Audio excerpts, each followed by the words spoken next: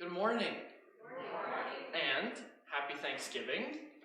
Yeah, it's Turkey Day. That's very exciting. It's great to see everybody's smiling faces, I guess, smiling masks, smiling eyes, that's it. It's great to see everyone's smiling eyes this morning. My name's Marco. I got a haircut recently, if you didn't notice. It's very nice, thank you. Let me properly introduce myself. My name's William Langille.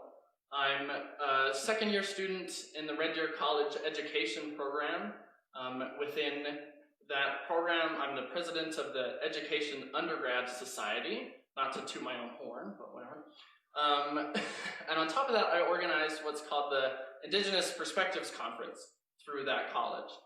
This year it's going to be held virtually, and I can give you more details if you want later, but I grew up and currently live in Lacombe, and was baptized and confirmed at St. Andrew's United Church there. I was there on the day Marco started and on the day Marco left to join you all here. A little while ago, Marco called me and the conversation started. The conversation started with, "William, I think you're really smart and I like your public speaking skills." And I said, "What do you want, Marco?" What is it? Don't get me wrong, he's a great guy. When a conversation starts like that, you know he's building up to something. And a few weeks passed, and here I am. And you're thinking, yay, a week break from Marco. Nice. And that'll be the last time I poke fun at him, because he's not here to defend himself, so it's not fair. It's okay. Now I've got permission. Okay, noted. Yeah, he's going to be commenting on the Facebook thing. I'd like to thank you all so much for welcoming me into your congregation today. And last week when I tried to discreetly sort of study what the routine is here, then Marco called me on stage and it ruined my my experiment as he called me up here. But anyways, I'm excited and thankful and grateful to be spending this Thanksgiving with you all today. So without further ado, we'll have our Treaty 6 acknowledgement.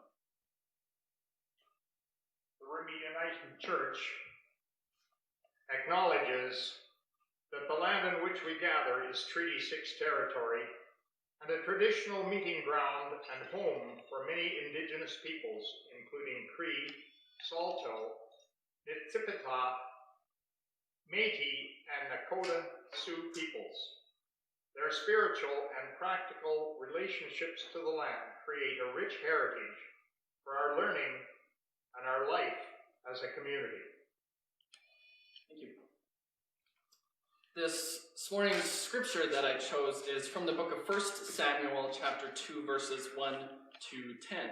In my brief research about it, fun fact for the morning, it was originally written as one cohesive text, but it was limited by the size of the scrolls, so then they had to cut it in half. Who knew? So some context before I start reading this, in case you were never able to concentrate in Sunday school as a kid. The scripture comes after a woman named Hannah gave away her son Samuel for him to serve God in the company of the priest Eli. When Hannah gave away that for which she had prayed and most deeply, and which she treasured most closely, the moment was explosive with joy. Getting her child from the Lord was a happy day, giving him to the Lord even happier. To our great surprise, we hear Hannah singing and praying not about her precious pregnancy and her lovely child, but about her incomparable God and his incredible ways.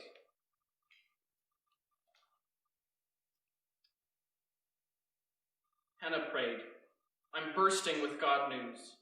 I'm walking on air. I'm laughing at my rivals. I'm dancing my salvation. Nothing and no one is holy like God. No rock mountain like our God. Don't dare talk pretentiously, not a word of boasting ever. For God knows what's going on. He takes the measure of everything that happens. The weapons of the strong are smashed to pieces, while the weak are infused with fresh strength. The well-fed are out begging in the streets for crusts, while the hungry are getting second helpings. The barren woman has a house full of children, while the mother of many is bereft. God brings death and God brings life, brings down to the grave and raises up. God brings poverty and God brings wealth. He lowers, he also lifts up. He puts poor people on their feet again.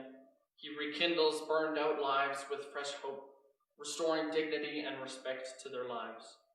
A place in the sun. For the very structures of earth are God's.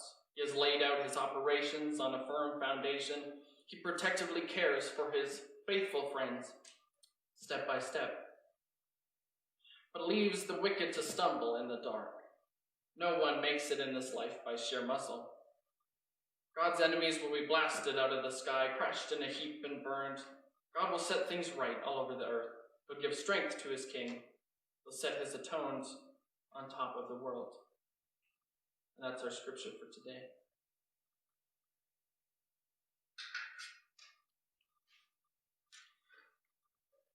As I was thinking about how to write the talk that I was giving today, I thought about different public speeches I've given in the past.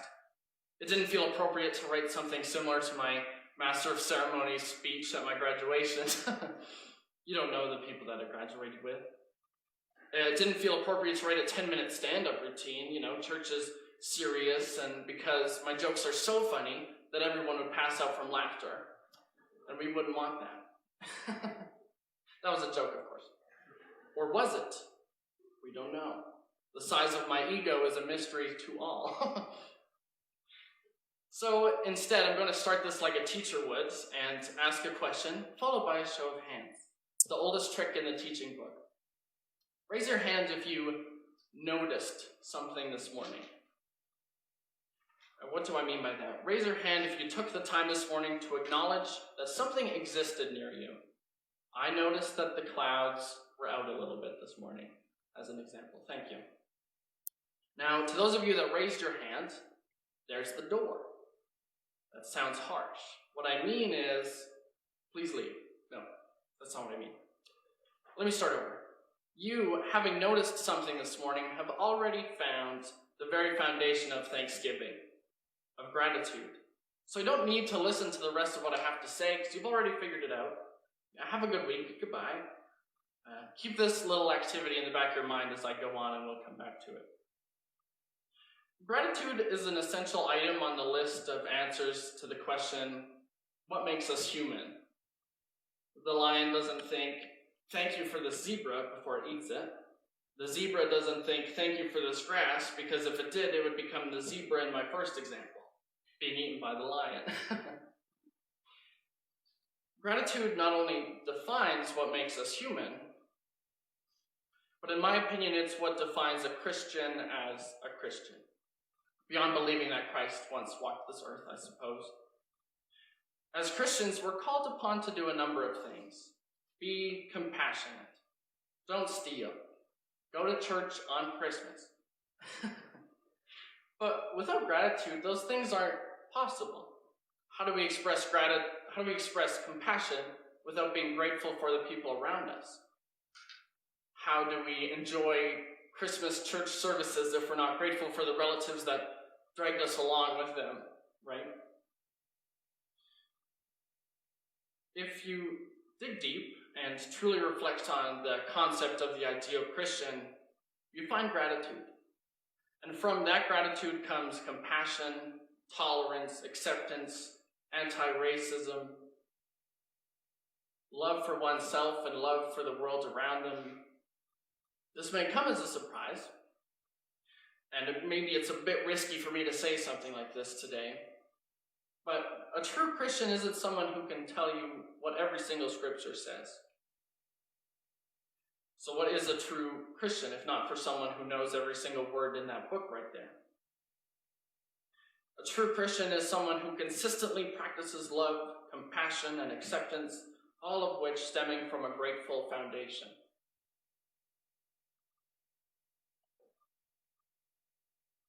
Pause for dramatic effect. Also because my mouth is dry. Gratitude's a challenging concept. It's a challenging concept. In September of last year, on my drive home from campus one day, I was in a car accident. I had no car for months, and I had to go to physiotherapy for weeks afterwards. And I didn't finish that sentence. when I was writing it. Here it comes, just wait. If we define gratitudes incorrectly, as if we must be grateful for everything, I'm definitely not grateful that I was ever in a car accident. And that's not the idea behind gratitude. I don't have to say I'm grateful that I got in a car accident last year. That's not the point of it. It's not to find something happy in every single situation. It's not to say that everything is great, even the bad things. Gratitude isn't about removing the pain, nor is it about pretending that there isn't injustice and suffering in the world. Instead, gratitude dispels the idea that despair is all that life has to offer. Gratitude dispels the idea that despair is all life has to offer. Gratitude is a camera lens that zooms out, letting us see life with greater perspective. Our trivial worries start to fade behind a broader background.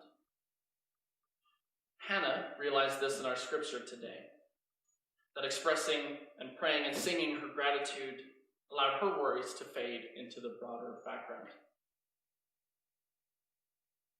Here are a few thoughts I jotted down in the days leading up to today, and I thought I'd make a list because, as the saying goes, if you throw enough mud at the wall, eventually some will stick.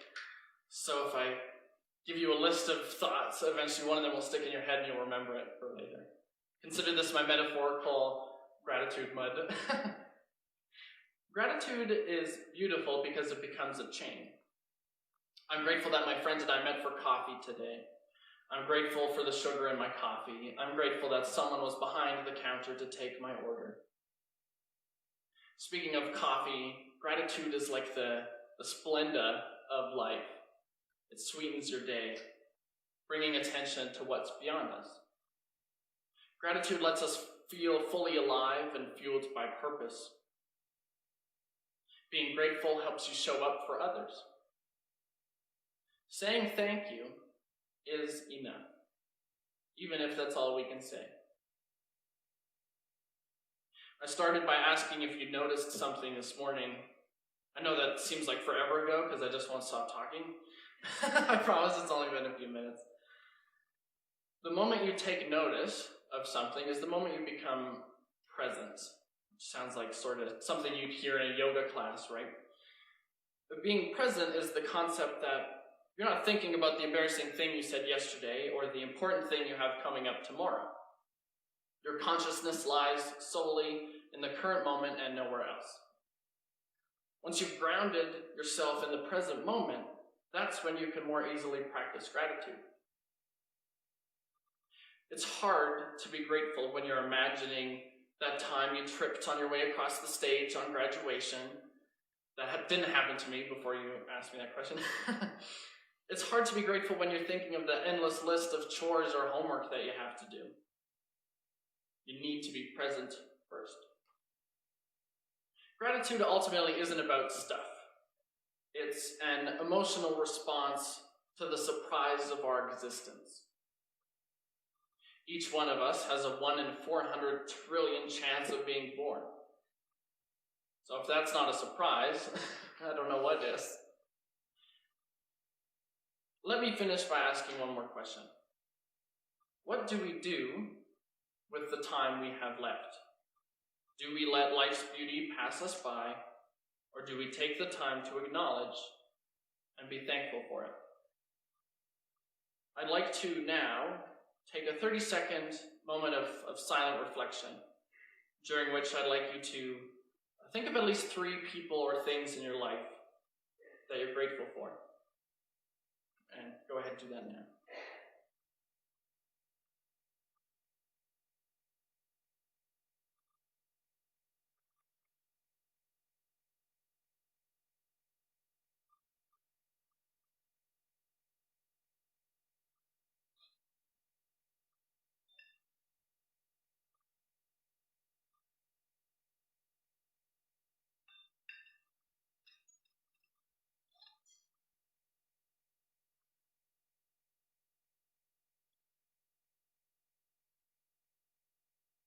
Thank you.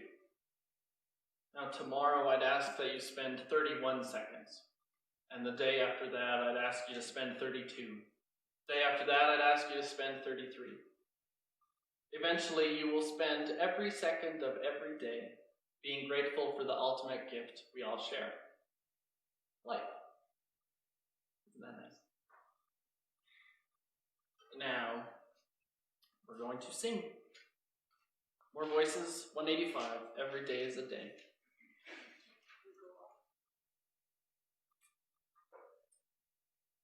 Oh, goodbye, Facebook, also. I don't know if I'm still on there. Hi, Facebook, and goodbye, Facebook.